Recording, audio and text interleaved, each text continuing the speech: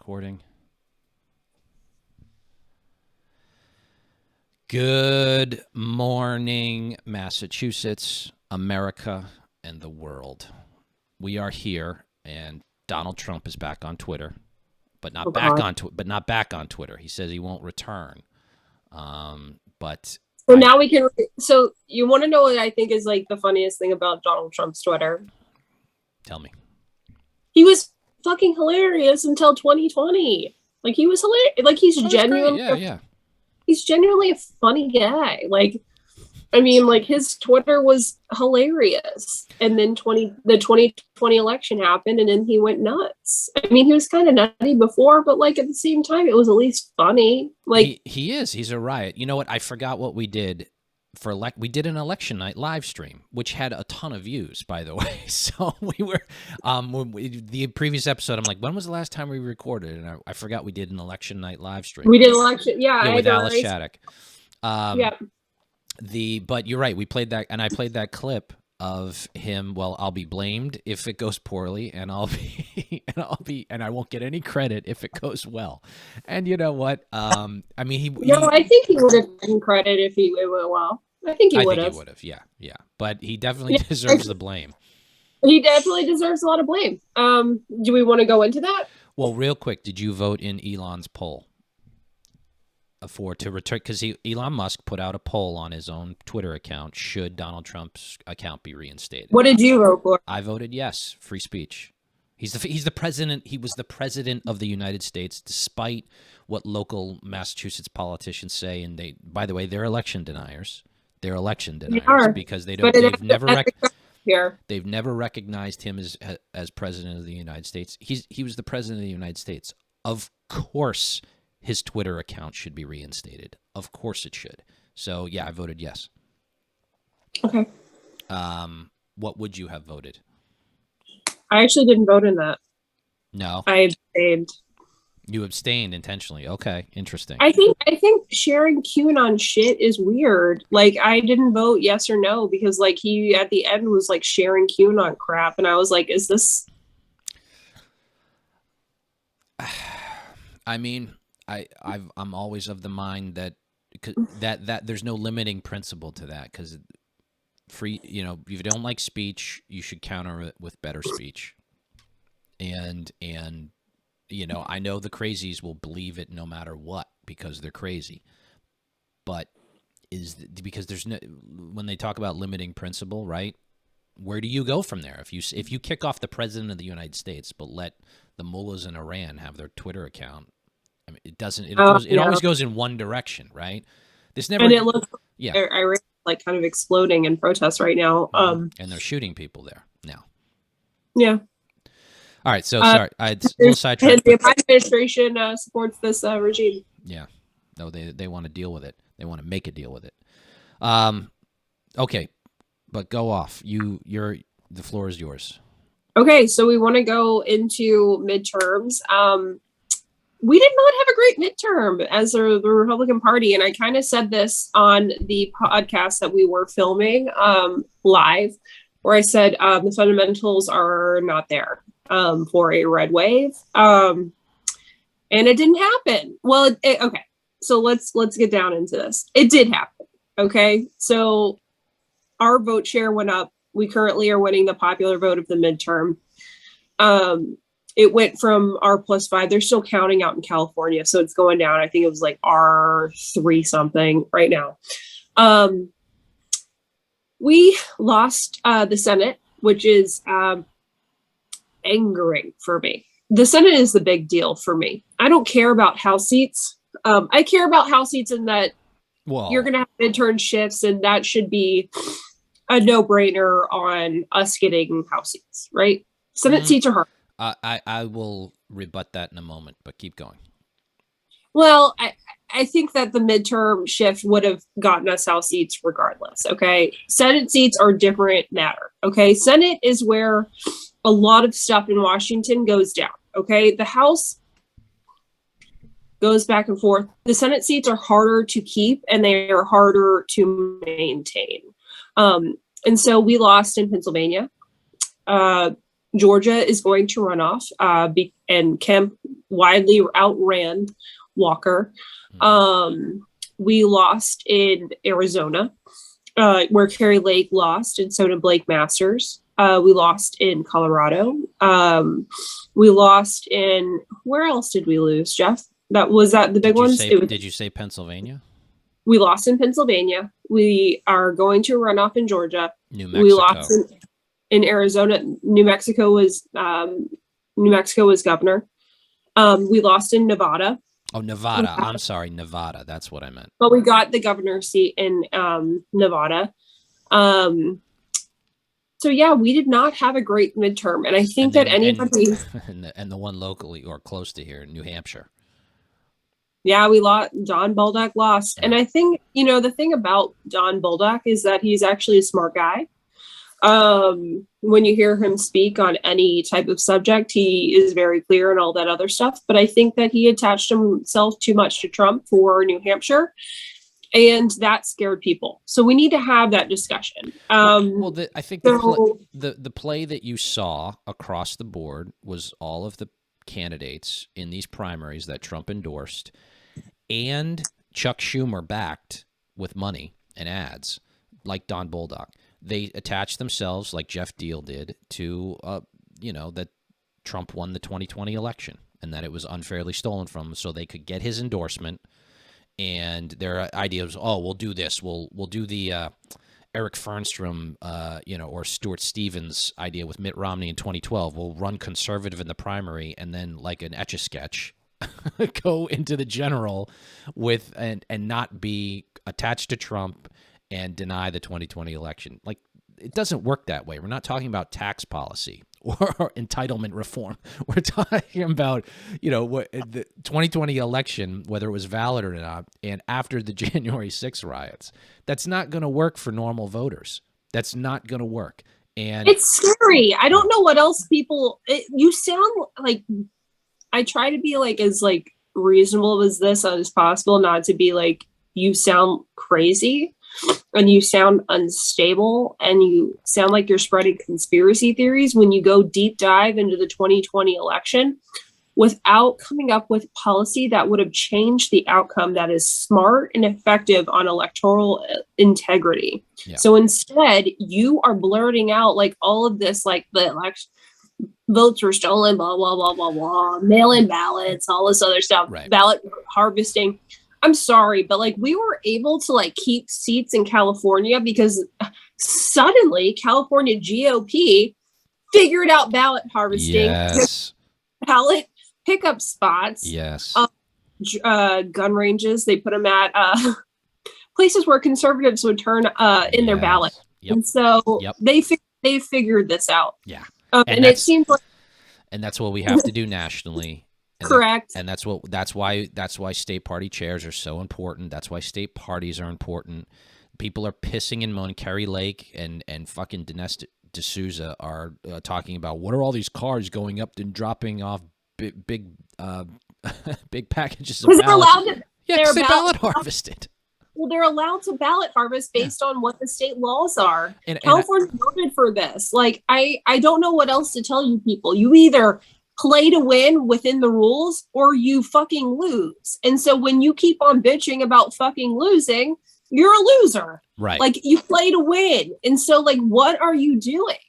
And the biggest part that I can't stand the people who were like, well, we took a look at ballot harvesting and it wouldn't work for us because everything is in urban centers. Shut the fuck up. One, we have there's nursing homes, there's elderly care centers, there's churches, there's all these places where we could do that, and it won't work for rural areas. But what would work? It's like complaining about in I don't know, North and South Carolina, Democrat poll operatives picking up people at nursing homes and taking them to go vote Democrat. Yeah.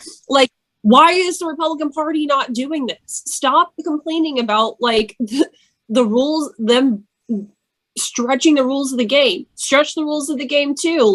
Go and do the max. You need to do what they do. We need to make what they do and do it better within the scope of the law. I don't understand why people are just bitching about it. Bitching about it does nothing. They're lazy. They don't want to be self-aware. and reflect on their own actions and who they supported, and it's easier to blame people. And one of the biggest things that pissed me off, and you saw this at the dipshits at the dark red GOP after Election Day, they had the balls for months. Their whole existence is bashing the establishment. And one thing Kaitlin mentioned that we've agreed to in the past is like they are the establishment now. The crazies are. When you are in charge and you have the power, you are the establishment. Yep. So Trump has power. Like, I don't know what else to tell you. He is not anti-establishment. He is a part of the establishment. He even created a side establishment in Mar-a-Lago in order to choose these primary candidates that ended up winning in Pennsylvania, Georgia, Nevada, and in Arizona. So at the same time, while you all do not want to take blame for this, you're going to get blamed. He helps choose these people. And they actually have the balls, the stupid. This is how dumb they are. It's a special kind of stupid. They are right now blaming the establishment for their loss. As if, well, you are the establishment. You are the establishment. The people who they shit on for their whole existence didn't bother to help them in the way that they want to be helped and now want to be helped, and now it's their fault. It is pathetic. It is pathetic. They don't take responsibility for their own actions, their own failures, and they need to go. They need to go. Well, everywhere there was a normal candidate running, they had success. Or they, not even normal. They didn't even attach themselves to Trump, and Trump was the factor. You all keep on saying that it's not important. It is important, because what Trump did was scary to independents, and it couldn't get them, even though we had good policy to our side. They see what Dems are offering and say, that's not as bad because it's at least stable. So like when they look at Trump, they see, wow, that's instability. So like, where is the disconnect happening? Okay. Because pre-2020 Trump, not that bad. Post-2020 Trump, where he decided to double down on election like conspiracy theories, that's scary. So we can't, the other aspect about that is this week he announced his candidacy for re-election, and that was one of the funniest things that I have ever watched. I watched part of it. I watched a good chunk of it. I watched most of it. In fact, I went to bed actually, and I watched part of it the next day, and I saw that a lot of people were leaving like mid-speech, which I thought was funny. I commented on this on Twitter. It was low energy. And I'm not doing, they say low energy because he used that term against Jeb Bush and yada, yada. But he was not excited about it. He was not fired up about it. And you're doing this, first of all, a week after you got your ass kicked in the midterms and most of your candidates lost because of you. And he was angry. He was angry. So like the reports that were coming out is that he was angry during that period. Like a day or two after midterms. And that's when he started, what was it, like a week before he started doubling down on Ron DeSantis. And then he started going off about Ron DeSantis. And the thing is Ron DeSantis won by 20 points. And you're seeing like they took Florida from a purple state. Ron DeSantis won by like how many votes in 2018? Oh, was it was within tens of thousands. Yeah, it was not. Yeah, it was like 30,000 votes. It was so close. He won, and he took it, and he won by over 1 million votes. Like, I don't know what to say. Like, he took Florida from a purple state and made it a red state. Like, the Republicans now outnumber Democrats in Florida. He flipped Miami-Dade County. No, that is good. Don't get me wrong. He flipped Palm Beach County. Palm Beach County is full of rich liberals and like working class people. Like he flipped Palm Beach County. That means the richo people voted for him. Yeah. And I think probably because the New Yorkers who wanted to get out, I think they probably moved to Palm Beach County and put him over the top on that. Maybe there's a little bit of a demographic shift in the past few years. But graphic shift, they did the numbers on that, it wouldn't have made a difference. He organically grew and shifted party. There was a organic party shift within the state of Florida. So the way this works out is Trump is not the same guy, not running against the same people as he did in 2016. He has the baggage of 2020, the loss of 2020. The Ron DeSanctimonious, sanctimonious, like sanctimonious, like what does that even mean? It was so weird. It's lame though. It's lame. Some of his stuff is easy, gets to the point. Lion Ted stuck. The sanctimonious isn't going to stink, and then it won't work because if he comes up with another one, he'll know that the other one failed. It's like every single time I see something from Truth Social or like he puts out a statement, I'm like gonna have to actually sit down and read it. Like beforehand, like with his tweets, like you could literally read it in passing and it'd be like, haha, okay. Mm-hmm. Like now it's like a full-on 2-paragraph spiel about like how much he's awesome and everyone else sucks. And it's like, I'm not fucking reading this. This is like a leftist meme. I'm not reading this. I'm not reading your fucking novel about how much you are awesome. I want to read something funny and to the point. Or if he's a victim. Yeah. It just doesn't play. The sequel's not as good as the original. And this is one of the worst things. It was a bad decision to announce this week. It was a bad decision. And they're doing it because they need the money. And this is what's going to be interesting now, because I think they're doing it for the fundraising aspect. That's because he didn't. That's the reason why he didn't spend the amount that he said he would. So on midterms, Trump promised to spend a lot of money. He ended up spending like $14 million into a PAC. Like, that's bullshit. Yeah. And you were sitting on a war chest, sir. You were sitting on a war chest. I wonder how much spending of it actually works. If they're going to really spend through the primaries. But I think they're going to be super cheap. And I think DeSantis's fundraising efforts are going to be much stronger and be money better spent. So Ron DeSantis, there's a super PAC coming out for Ron DeSantis actually this week. And I will donate to it. Right. I mean, like, I will do the small dollars to that PAC because he needs to win the primary. I'm seeing a lot of more people talking about jumping in the primary, like Asa Hutchinson out of Arkansas. What? No. Larry Hogan out of Maryland. No. These are non-starters. It's like, great. Like, why? I think that Nikki Haley's been in that game. She's been wanting to do this for a long time. That's the reason why she's doing it. So I can understand her. But Larry Hogan, no, like, this is for your ego. Just admit it and shut up.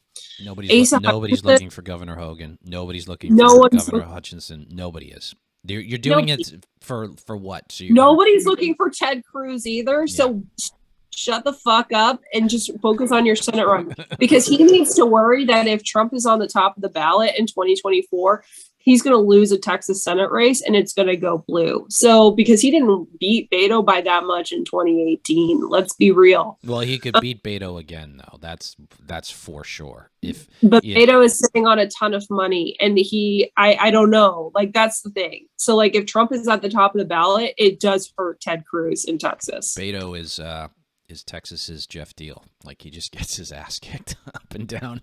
It's a shoe-in for the other party. All right. I get turned to local. Anything else on national? I want to say, I think it's very good that we won the House. Very good. I think you're more concerned about the Senate, but for the House, for me, I'm a functional person on this matter. I like that Biden's agenda and the Democrats' agenda is now blunted, and they can't get massive spending packages through anymore. They can't get major legislation that is the reason we're in this inflationary spiral through. So can I say one last thing on like national politics? So like last night, the Republican Jewish Coalition, right? Yeah, Jewish Coalition had a major what did they have last night? They had this like get together in Las Vegas, and they had Nikki Haley, and they had Ron DeSantis there. And Ron DeSantis is like, yes, we need to do ballot harvesting. Why are we not doing this? Mm-hmm. This is what we need to do. again, guys, I'm hearing like policy solutions that are like actually doable rather than like screaming about it from Ron DeSantis. Like, that's one of the things where it's like, we're seeing the future of the Republican Party right now at this moment. And if you choose to stay in the past with DJT, that is your choice. Mm-hmm. But we're going to be forward thinking and thinking about other candidates because we want to win. It is time for the boomers to step aside. It's time for the boomers to step aside. And if they don't want to, DJT is a boomer. And if they don't want to step aside, well, then they're gonna get beat. And I saw something on Twitter that I really liked. Well, if you're complaining about Biden's age as a boomer, then you need to also step aside. Yeah. I saw something on Twitter that I liked. It's like if you're a Trump supporter, you have two choices. He loses to Ron DeSantis or he loses to Brandon. Like, that's it. He's gonna lose again. It's just not even in the cards that he could win. They don't want to do ballot harvesting. They don't want to do drop boxes. They don't want to play by the new rules of the game, and they need to. We need to. They complain too much about it. Yeah. So, all right. Local politics here. Governor Maura Healey is Governor-elect Maura Healey. Jeff lost, but when we covered this on our election night live stream, literally the race was called at 8:03, and they couldn't call it at 8:01 because they had alphabetically, Massachusetts comes after all the other ones they called.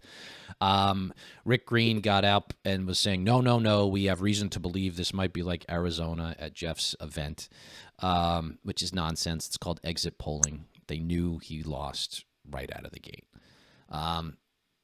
We lost every major statewide office. Sorry to Anthony. He came closer than everybody else, his percentage-wise. And I think he got more votes than Jeff, which is, good. We lost 2 state rep seats. We're down to 3 state Senate seats out of 40. Sheriff Tom Hodgson lost. A friend of mine, friend of the program, Sean Dooley, lost his state Senate bid in what was probably the closest race, but at the end of the day, it was like 8 or 9 points. It was an ass kicking up and down in Massachusetts, and it was largely because of the lack of organization, the absolute shit show that is our Republican Party, and the poor leadership of Jim Lyons. I don't know. Did I miss anything, Kate? And oh my God, this makes me so mad. You see, in New York, Lee Zeldin basically held the line for us. I get really pissed off thinking about this. He held the line for us, and we were able to save like 4 House seats in the state of New York because Lee Zeldin was on the ballot and hustled his ass for Republicans. Down ticket, up ticket. He really held the line for us, which makes me more angry to see that our 2 RNC committee man and woman are voting for Ronna McDaniel again to be chair of the RNC, because Lee Zeldin should be the chair of the RNC. But anyway, yeah. So on that, Ronna McDaniel's 0 for 3 now. Like, go away. You lost. Like, who's supporting this? It's time to change head coach. Like, the Massachusetts RNC committee man and woman are on a letter saying that they are voting for her to run for another term.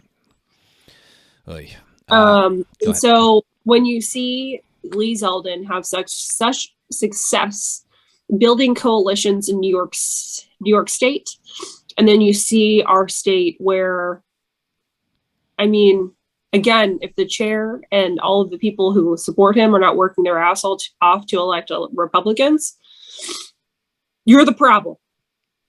You are the problem, and you need to go. You need to go. You need to be fired. Republicans used to believe in this, firing people that should not be, that don't. It makes me so angry. I hardly have words. Like, you need to go. You need to go.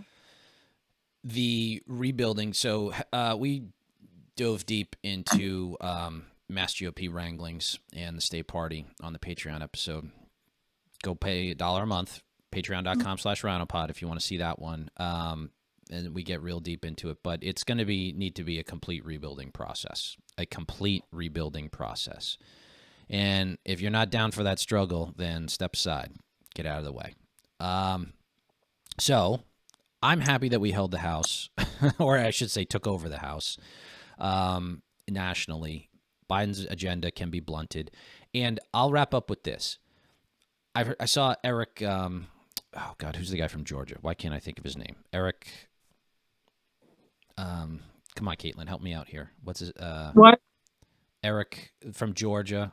He's a pundit. Why is his name? Eric Erickson? Eric who? Eric Erickson? Yeah, him. Yeah. He was like, what are we doing wasting time investigating this and that? I'm like, look, what are you going to do? Pass legislation with President Biden at the helm? Like, no, you're going to work with Democrats to do what? Spend more money that we don't have? It is perfectly legitimate to investigate. And I'll say this, the one thing, investigate Hunter. There is massive corruption there. And it definitely took place while Joe Biden was president of the United States. He is the big guy in all those emails. That needs to be looked at. And I'm really bothered by those on the right who are like, no, we shouldn't be wasting time doing this. Are you kidding me? This is like flat out hand in the cookie jar corruption, bribery for political favors. This is insane. No. This bottom line, they should be considering the last 4 years of or 3 years of it's like 5 years of Democrats investigating Donald Trump. If you're complaining about Republicans looking into actual corruption with the Biden administration and Biden himself when he was even vice president, because I think that is very worthwhile to investigate, then you don't really understand what the House does. Yes. They are a co-equal branch or part of a co-equal branch that should be investigating. That's the role. Yep. Oversight is the role. Yep. They are allowed to do that. They can impeach for anything. We learned this under Trump. There's no precedent anymore, so they can do whatever they want. And if you think it's rules that they can do whatever they want, then you should have been complaining when Democrats were doing whatever they wanted instead of blowing up the entire precedent over hatred of Trump. True. All right. Did I miss anything? Anything else we No. want to cover? All right. No, I think we did good. All right. We're going to take off Thanksgiving. Head on over to Patreon, patreon.com/RhinoPod, only $1 a month. Sign up there for extra content. Have a happy Thanksgiving and a great Turkey Day. Travel safely. Enjoy time with your families. Make sure to argue with the libs in your family and let them know that they are wrong. And that Biden is. There's no libs in my immediate family. I have no one to argue with. Not my immediate family, but my extended family. There's some libs. Oh yeah, I've seen on your Facebook. I was like laughing at some of your comments. All right. Have a great Thanksgiving, everybody. Enjoy. God bless, and have a good week. Bye-bye. Bye, guys.